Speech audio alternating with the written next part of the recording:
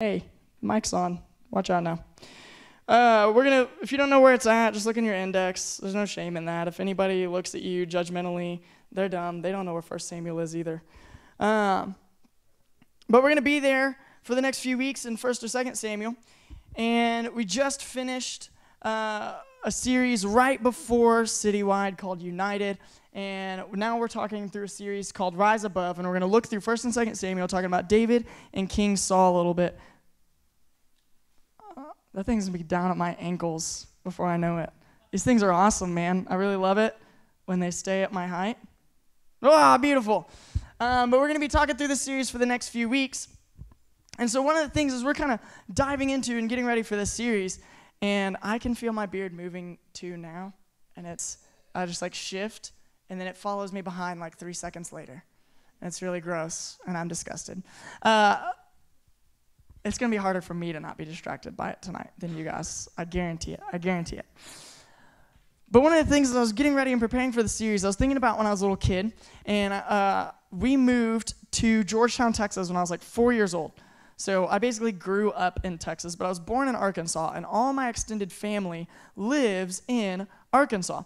And so what we would do when we kind of came old enough to where our parents felt comfortable just like leaving us in another state for a week, is we would do this thing called Cousins Week. And so at Cousins Week is we would all go to Nana's house, which grandparent names are great when you're a kid, but when you're 25 years old and you still got to call another adult Nana, that's like the worst, man. And so we would go over to Nana's house as kids. And when we would go over there, like all of the cousins would come in, uncles, aunts, they'd drop us off, and they would leave us. And I don't know what the parents would go to do. I'd imagine like a crazy week in Vegas or something. I don't know. They're just like, no kids, woo, we're done. That or just like one giant nap, one of the two. And they would drop us off, and they would leave us in Little Rock, Arkansas. And they would leave us there for a week, and it was like no rules central. Okay, Nana was the coolest because Nana would be like, hey, what's all your favorite snacks? Like, what's your dentist number? Because I want to call them ahead of time, let them know you're going to have cavities. We would just eat nothing but like candy and more candy and then like candy on pancakes. It was like Elf. We're just sitting there like, this is the best breakfast ever. Candy, candy, candy, and then like a tiny little pancake over here on the side.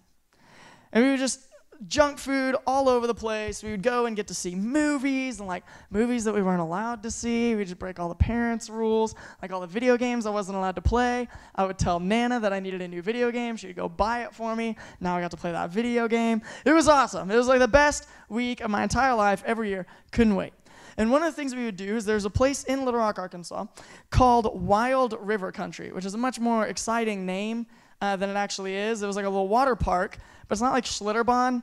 It's like Schlitterbahn has a really distant cousin that no one talks about, and that's Wild River Country in Arkansas. And so we'd get geared up. We're like, oh, man, we get to go to Wild River Country. They have like 2 total slides there and a Dippin' Dot stand, and it's awesome. It's the greatest. And we'd get ready, and we would go. And at Wild River Country, the slides were great, but they're the worst because waiting in line for slides at theme parks is the worst because you're like holding a giant tube, and when you're like 7, that tube is bigger than you. You have to look at a random strange man. Excuse me, sir, carry my tube, please. It's not a fun conversation to have. So the best place to go is to the wave pool, right? And the wave pool, like that's where men were made, okay? The wave pool, you get on the shallow area. There's like small children that you don't know where their parents are at, splashing, probably peeing in the water. You immediately, like you walk by high-stepping because you don't want any of that business. But then out there in the abyss is like 15 feet is like the deepest it gets. And when I was like 7 or 8, right, like it took me a while for me to hit my growth spurt. I didn't like get up over 6 feet tall until I was like a sophomore in high school. And so when I was in like elementary school, middle school, I'll look out there and I'm like, yes. Let's never come back from this water park. Let's go die in those waves. Right? Like, I look at my cousins, like, we're going out there. And the normal people are sitting in tubes, and they're like chilling out there, and then the waves come on, and they're like, yay. And they like bounce. But the dumb kids who want to ruin everybody else's time are like, we're going without tubes. We're going to see if these lifeguards know what they're doing. It's going to be awesome. And so we get out there, and we swim out there like before the waves would set in, right? It's just still. You just swim out there. You're just churning water. My arms have always been this tiny, and so we're just sitting out there, no big deal. Then you start to get tired. And right about the time you start to get tired, the waves come on. And you're like, yes. can't wait to meet Jesus today. And the waves come on, and on the shore, they're like crashing, and it's really cool. But in the deep, it's just like really rocky. Just like, and then you sit there, and and so like the first couple, you get a little head above water, you're like, and you ride it up. And then the next one comes, you swim to the top, and you keep your head up, and you're like, man, I'm conquering these things. But wave pools usually go longer than 2 waves. And it's about wave 3 that everything went really bad. I would usually, like my cousins would start to get smart. Like, first wave would come, and they were like, oh, that was scary. And they would, like, swim back to where they could touch. Me, I'm out there like, they're going to put a statue of me in front of this place. It'd be awesome. And we get out there, and the waves start to come, and then wave 3 comes, and I go for the little, like, paddle to the top to get air, except I don't get to the top, and I just take on, like, a mouthful of water. And I'm like, and then it's about that time that I realized I'm never going to see mommy and daddy again. And so I'm like, oh no, and I start to swim back like a normal person. But again, the waves in the deep, they don't like push you as much as they just go up and down. And so I start like swimming, and I'm aggressive. And look, I grew up a runner. I'm not a swimmer. On the ground, I'm great. As soon as I hit water, I'm a brick. And so I look to my right, and I'm just paddling, just shoulders. I look like one of those like things that used to wind up, and their arms would just move round and round. That's me in the deep end, and I would look over, and I'd be like, all right. There'd be like on the sign, well, the thing is I painted 8 feet deep, and I'd look over, I'd be like, 8 feet. I know where I'm at. Next time I look up, maybe I'm closer to like the 7-foot deep area. And I'd swim a little bit, swim a little bit, swim a little bit, look up, 8 feet deep.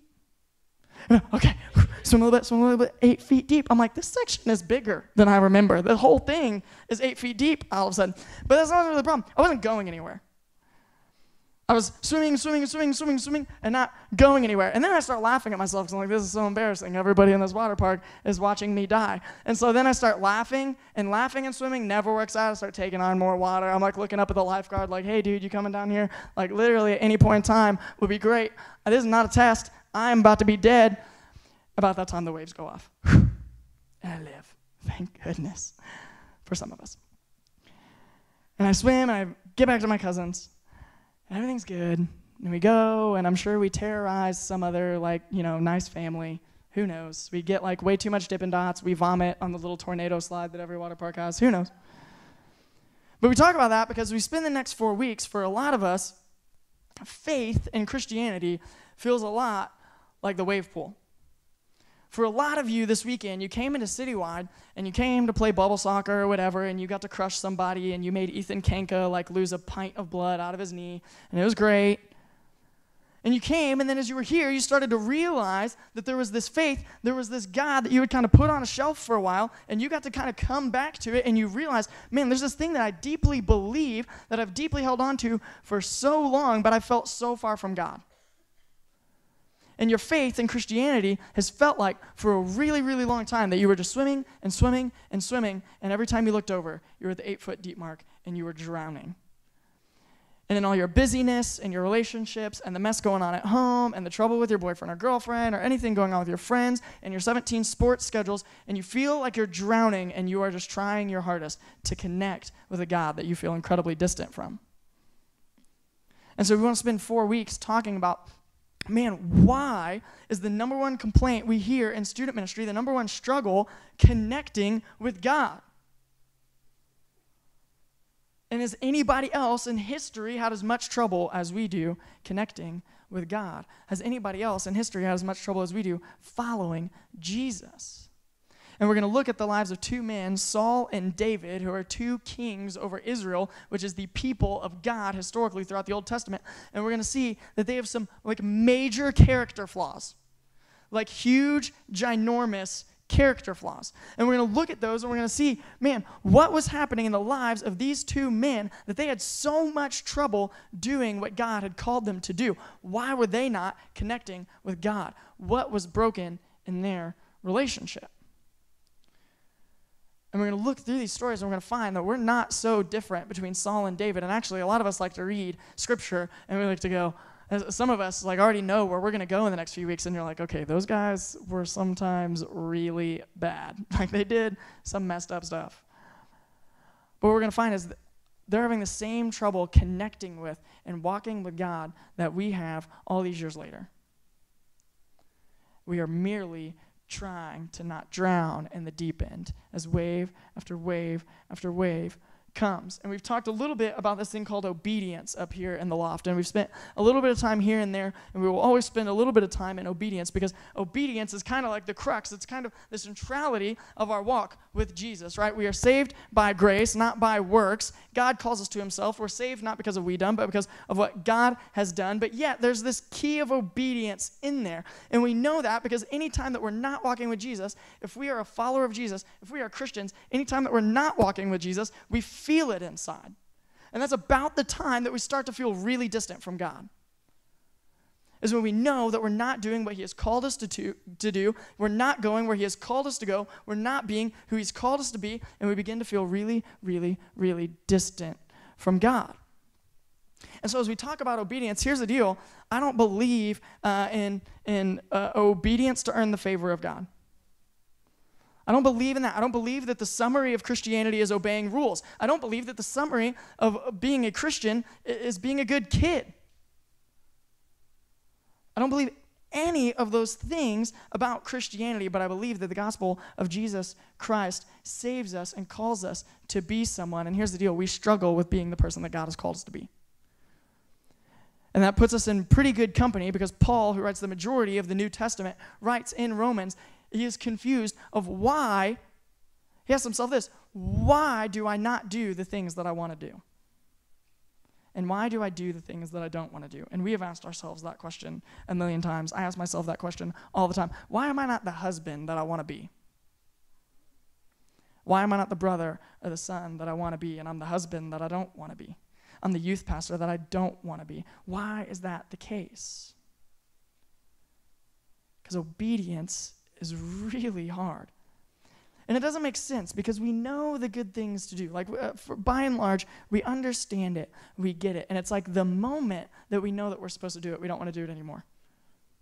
Right? Last night I got home.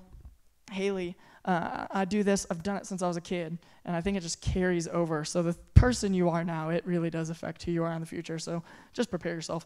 Our trash is like needed to be taken out for like days. And I would just walk by it and be like, I can fit one more thing. I don't want to take it out there. It's dark. And so I fit one more thing. And I come back, and I'm like, it's Tuesday. Like, at this point, Haley broke a glass the other night. There's glass shards at the top of the trash can, and I'm just like, I'll cut my hand on the way in. I'll just pack it in there some more. But like I understand. As an adult, like I don't even have a child. Like, Kaiser's not taking out the trash.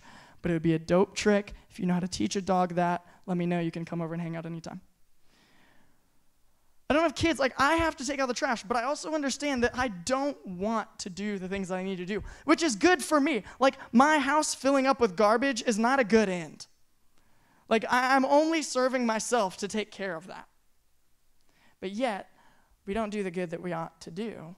We struggle with obedience. We struggle with the right thing. And we find this moment in 1 Samuel chapter 13. We see this with Saul. Saul is the first king in Israel, and he has some major character flaws. But one of the major things that Saul struggles with is he never does what God wants him to do. He continually is disobedient to God. It's not like David. David is continually disobedient to God, but he always returns to the throne of God. Saul continually struggles even in that. He struggles with the humility to admit that he's wrong. And we find this moment in chapter 13, and there's battle going on with the Philistines, because there's always battle going on with the Philistines in the Old Testament. And we get there, and Saul wins a battle against the Philistines. His son Jonathan actually wins a battle with the Philistines. The Philistines get ticked off, and they say, okay, we're like tripling up. We're bringing a bigger army. We're going to war again. Saul lets his people know. And as the army gets bigger, people get terrified, and they begin to hide and disperse. And that's usually around the time that we become disobedient as well. We tend to stop following God when we start to get scared. When it means that someone at school might judge us, might look at us differently, that our boyfriend or girlfriend might leave us, that our friend group might not want to be around us, that somebody might talk about us, we start to get scared, we start to be disobedient every time. That's for you, that's for me. And that's when Saul begins to get disobedient too. And he's a king of the people of God.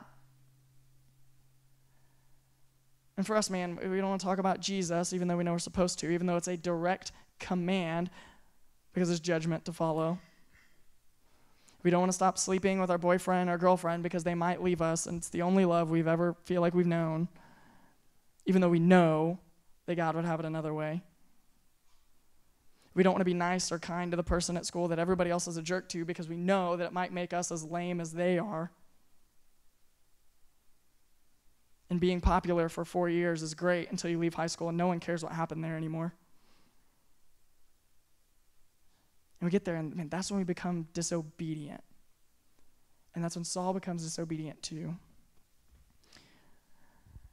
And here's what happens. We pick up in verse 7. This is after the first battle. They've won the first battle. They're going to battle 2, and it says this: some Hebrews even crossed the Jordan to the land of Gad and Gilead. Saul, however, was still at Gilgal, and all his troops were gripped with fear. He waited 7 days for the appointed time that Samuel had set, but Samuel didn't come to Gilgal, and the troops were deserting him. So Saul said, "Bring me the burnt offering and the fellowship offerings." Then he offered the burnt offering. Just as he finished offering the burnt offering, Samuel arrived. So Saul went out to greet him, and Samuel asked, "What have you done?" Here's what happened. God told Saul in the midst of a battle. God intervenes on behalf of the people of Israel all the time. He always goes and fights their battles for them, and he always does crazy stuff in the midst of it. He's always fighting their battles, but all he does is give them a simple command, and when they follow the command, he goes and he fights their battles for them. And so he gives them the command, and he says, in 7 days, you're going to offer a burnt offering, but it's going to be Samuel who offers the burnt offering, because Samuel was a prophet at the time, and during that time, prophets and priests, they're normally the people to offer these burnt offerings. So he says, I'm going to send you Samuel, and he's going to offer this burnt offering. And Saul begins to wait and wait and wait, and he gets to the 7th day, and Samuel's nowhere to be found. And so he says, hey, bring me the burnt offering. I will offer the burnt offering, which is not the role of the king. And he offers it anyway, and right then, like beautiful clockwork, Samuel shows up. He says, man, what have you done? All that you were told was to wait just a little bit. And he says, not only that, he's going to go on to say, had you have waited, God would have established your reign and your kingdom over Israel forever, which is a big deal to kings. He said your lineage would have lasted forever. The kingdom of Israel would have always been your families. You would have been legendary.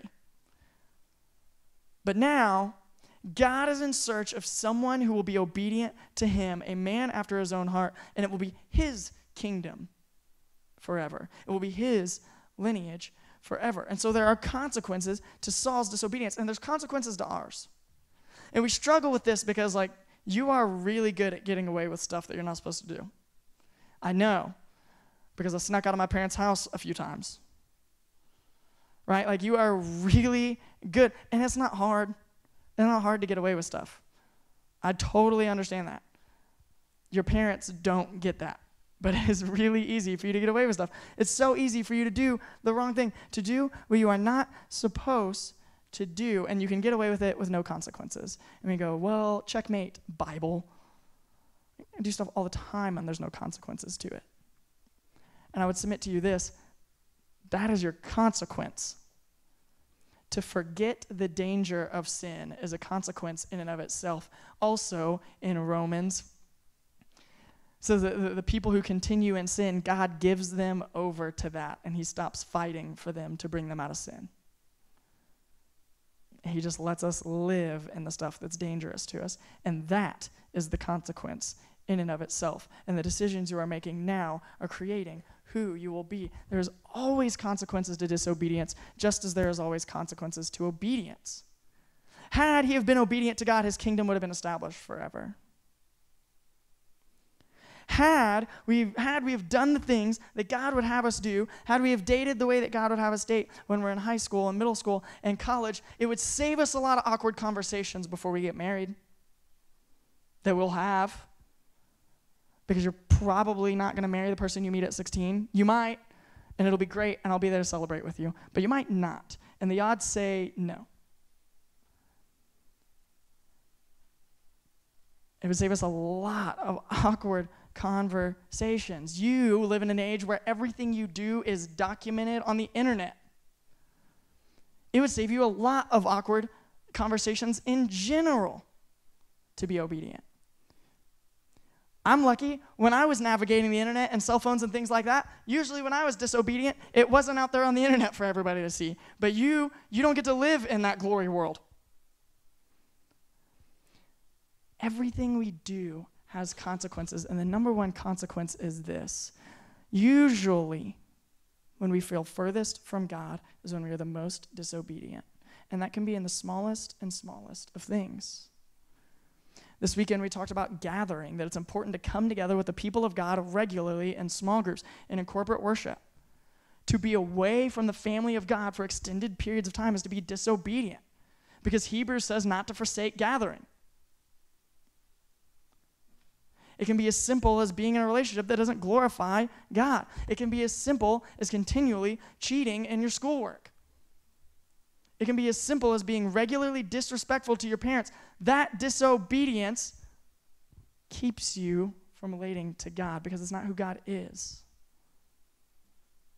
My disobedience keeps me from relating to God. And when I am at my driest is normally when I am disobedient, even to the point that God commands us to rest.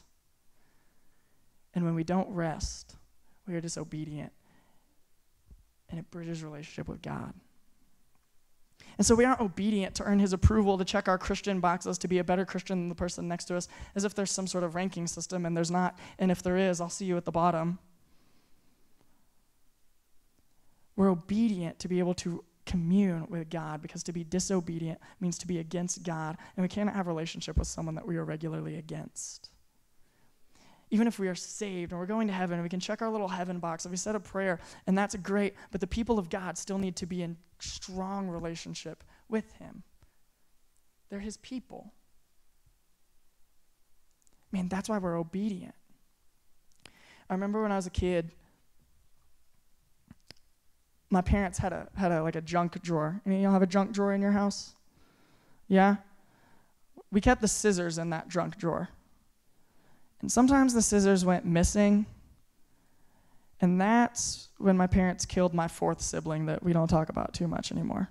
No, I'm kidding. That didn't happen. They're like, oh my gosh, someone report them. No. Oftentimes the scissors would go missing, and my mom was crazy about some scissors, okay? She was nuts, and the scissors would go missing, and she would just grab a knife out of the block and be like, that's it, who lost the scissors? Because I'm about to cut you. And I'd be like, Mom, that wasn't me. Or if you knew it was you, you were like, they did it. They did the scissors. And one time, it was like they had continually gone missing, and my parents used to call family meetings. Family meetings were never good. This wasn't a time hey, family, we're going to come together, hold hands, pray, talk to Jesus. It was like, hey, family, we're going to come together. We're voting one of you off the island. And so we would come in, and they'd be like, all right, family meeting, let's all come together. We came into the living room. We sat on our, ugly early 2000s couches. And we're hanging out in there. And my mom goes, someone has lost the scissors. And we all look at each other and we're like, so? Go buy another pair? And she's like, listen, we're always losing the scissors in this house, and we need to learn some responsibility. We're going to find them scissors. I was like, Mom, when'd you get so gangster? So we look around the house, and listen, I just have a guilty conscience, even if I've done nothing wrong, okay? When I get pulled over, I'm immediately like, don't check the trunk. There's a dead body back there, don't look. And so the moment that she's like, hey, we're looking for the scissors, immediately I'm like, oh, dang, I lost the scissors. Even if I didn't really, I didn't know, but immediately I was like, I'm about to get a whooping. I lost the scissors for sure, because my parents spanked, and they spanked with force, okay? They let it be known. And we go look around the house, and we don't have laptops and iPads and all this stuff at the time. We just have one computer that's central to the house. And I go to the desk drawer, and I open it up, and it's when you find something and a light shines around, it's like, oh, you found it. It was the opposite of that. It was like, oh, you found me. And I was like, no. I didn't see that. I got glitter on my hand. It smells like apples. And we open it up, and I see the scissors, and I'm like, immediately, flashbacks. I'm like, oh man, I put the scissors here. I did a project last week. I cut that project into little pieces. I failed that project, and then I put the scissors in this drawer. And so I'm like, they're not going to believe me when I take the scissors back to them, and I'm like, hey, for sure, I didn't mean to put them in there. It was an accident. Here's the scissors. I'm immediately like, I'm getting voted off the island. And so I grab the scissors, I just kind of put them by my leg, and I do this walk. Keep everybody on this side of me. Make my way into the kitchen, open up the junk drawer, drop the scissors in, got him. Walk out. Big brother, he's like 6 years older than me, comes in, opens up the drawer, real slow, and kind of looks down and looks up. Like, these scissors were not here before. Pulls the scissors out and goes, the scissors were in the scissor drawer. And so at this point, now I have lied, and I've also made my mother look crazy, and that ain't never good. Like, she opened up the drawer and missed the giant pair of scissors that take up 50% of the drawer, and was like, and so she's like, give me those scissors. And we're like, everything's good, man. The scissors are found. See you later. I'm going back to my room to listen to some angsty teen music. People are going to be screaming at each other. It's going to be good. I walk by my bedroom. My parents are talking. My brother was always getting into trouble. He was a little criminal. And he was much older than me. And I walk by, and my parents are going, those scissors were not in that drawer the whole time. Which I'm like, duh. And they go, one of the kids is lying to us. It's got to be Lance. He's the bad one. And I walk by, don't even miss a beat, and I go, oh no, and walk back to my room. I'm like, yes, he probably did something wrong last week. Ground him. Another family meeting. Back to the room. I'm like, dang, I thought I got this. I'm sitting there. My little sister, she's about 4 years younger than me and about 4 feet shorter. And we're sitting there, and Lance is sitting there, and I'm like, listen here, we know that these scissors didn't just get up and walk into the drawer. And I'm like, but maybe they did. They go, so we're going to just start dealing out punishments to all of you until you confess to the scissors. And I'm sitting there, and I'm just like, bet, let's go, take it all. And they look around, and they go, Alyssa, she's not going to church camp, which, by the way, is a terrible way to punish a lying kid. If anything, it's like, she's going to 7 weeks of church camp. Maybe she'll get saved, that heathen child. Like, there's a terrible punishment. But they go, she's not going to her first year of church camp. And she's a tiny little girl. She just goes, what?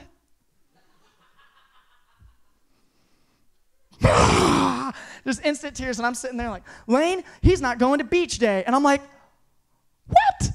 Beach day? That's the best day of the year. What are you talking about? They look at Lance, they're like, give me your keys. You're not driving anywhere anymore. And Lance is ticked because he's in trouble all the time, and he's like, I don't understand. The one time I do something right, all I did was find the scissors. That's what you told me to do. He gets his keys taken up. He can't drive anywhere, and they're just going on. My little sister is at this point screaming violently,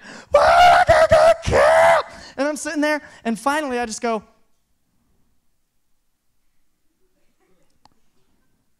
I took the scissors. Dead silence in the living room. Go to your bedroom. No. That's where they beat us. And so we go, and I go to the room, and I'm sitting in like the fetal position, just rocking back and forth. I'm like, man, it's coming. I know it's coming. It's going to be bad. Alyssa's still walking through the house crying. She gets to go to camp now. I don't understand why. Girls, I don't get you. The situation's over. You don't got to cry no more. We got to figure it out. It's going to be all right. We go in there, and they walk in, and they're like, they just walk in, they close the door. Turn around. No. And listen, my mom was not an athlete. Her aim was terrible. It was everywhere from the knee to the shoulders. And we get out there and say, you risked everybody's good time. You got your sister grounded. You made her cry. And I'm like, what else is new? You're like, your brother, you made us turn against your brother. I'm like, you were already against my brother. And we sit there, we go back and forth, and we get to the end of it. And we walk out of that. And the consequences of sin. Listen, I didn't do anything wrong leaving the scissors in the drawer, but I was a little lying and deceitful punk. And it was the lying that got me in trouble, because we didn't lie in my house, because they would kill you. But in the midst of that, what I learned, man, there's not just consequences for us when we're disobedient. There's consequences for everybody that's around us. Everybody that's close to us suffers the consequences of sin. For Saul, his whole family suffers the consequences. Jonathan, his son, who is a man of God, who would have been next in line, suffers the consequences. He never gets to be king. Man, when we are disobedient, it breaks our relationship with God, and a lot of times it brings other people down with us. And it's tough. What I've found in disobedience is the more that we walk in disobedience, the easier it gets and the further we get from God. And the more obedient we are, the harder it continues to be, because God's going to call us to more and more things. He's going to call us to people. He's going to call us to do great things. He's going to call us to love others that we don't want to love. He's going to call us to all these things. He's going to call us to be a certain way when the rest of culture is not that way, and they are going to hate you for it more and more. I did not grow up in a time where culture and Christianity were so different, but continually the gap is growing. And yet, the basis of everything, the way that we relate to God, God calls us to obedience. I'll close with this story, and then the band will come up. When I was in college, I started feeling called to youth ministry when I was 18. And I went to my first year at A&M, and when you get to college, the hardest thing is finding a church, right? Because now it's like, okay, a friend's going, I'll go with a friend. But when you get to college, like, you don't have friends. You don't have friends. You don't have an automatic church that your mommy and daddy go to send you to. And so to walk with Jesus, you actually have to take some initiative. Your faith has to become your own. And I was determined that I was going to go to church and be a part of a church. And so I get to college, and I was feeling called to student ministry, which means that God had put in me an ought to love and serve teenagers. And yet, when I got there, going to church was fine, but it was the serving and student ministry that I didn't do for a year. And for a year, I'd go and I'd sit in a service, and I'd go back to my dorm, and everything was cool, and I'd be involved in Christian organizations on campus. And from the outside, it looks like I'm doing all the right things. From the outside, it looks like I'm a great kid. I'm not morally just like reprehensible. I'm not doing like keg stands on Tuesdays. None of that. I'm in Christian organizations. I'm a good kid. And yet during that, I was the driest I've ever been spiritually, because God was incredibly specific and that he had called me to do something, and I wasn't doing it. It wasn't until after a full year, my freshman year, and in the midst of that, living in some sin that I shouldn't have been living in, and all kinds of stuff, but it wasn't until the end of that in my sophomore year, I texted a guy. I went and sat in a service, and I heard a guy preach, and I messaged him. I said, hey, I heard that you're the youth pastor. I want to go serve for you. I heard you preach. I think you're great. I would love for you if you could teach me how to preach. And he said, hey, man, we'll see you in August. I was about to be gone for a summer. And I showed up in August, and I go and meet this dude, shake his hand, I interview, and I start to serve in youth ministry. And that guy's name was Jacob Smith. And he was the guy that preached to us all weekend. He was one of my best friends. He did my wedding now. He was phenomenal human, great pastor. And it wasn't until I started serving for him and serving in student ministry and doing what God had called me to do that I actually began to grow in the Lord. I wasted a year of college not growing, totally far from the Lord, and tricking myself into thinking I was growing because I was doing good Christian things. But I was being disobedient. And it wasn't until I was obedient that God began to call me back to himself, and I began to relate to him again. For us tonight, as the band leads us, man, I hope this weekend that for some of you, man, that love for God is rekindled. That love for his people is rekindled. I hope that you spend more time up here, because the rule really of the world and of church is the more time you spend somewhere, the more time you get to know people, and the more time you get to fall in love with people and understand who they are and what God is doing. What we do up here is not about me up here. It's about you in the seats. That you are the number one way that other people in your schools connect to God is because they connect with you first. And if you don't know Jesus, my hope is this, that you don't hear about a Jesus that loves you based off of what you do. You hear about a Jesus that loves you because you can't do nothing well. You hear about a God that in the line of David becomes the king after Saul because he's a man after God's own heart. And in the line of David comes Jesus. And God loves the disobedient people so much that he sends Jesus, his son, God in the flesh, to be so obedient that he would go to the cross and die and be raised again. He was obedient in a way that we could never be, so he would call other people to himself back into relationship, that he would look disobedient people in the eye and say, man, I know you're disobedient. Come be in my family. Let me teach you how to be obedient. Let me teach you about myself.